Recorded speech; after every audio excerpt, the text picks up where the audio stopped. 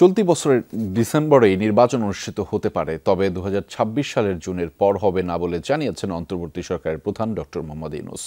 নির্বাচনে অংশ নেবেন না তিনি।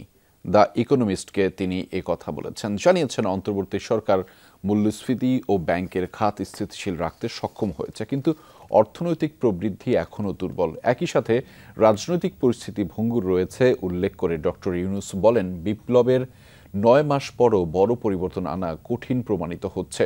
তিনি আরও বলেন, ঐক্যমত্য কমিশন রাজনৈতিক দলগুলোর সঙ্গে মিলে জুলাই সনদ প্রণয়ন করবে, যা নির্বাচন অনুষ্ঠানের পথ খুলে দেবে এবং তা একটি নতুন বাংলাদেশ গঠনে সহায়তা করবে। এছাড়া আওয়ামী লীগ ইস্যুতে ডক্টর ইউনূস বলেন, ১২ই মে নির্বাচন কমিশন আওয়ামী লীগের নিবন্ধন স্থগিত করে, ফলে দলটি নির্বাচনে অংশ নিতে পারবে না।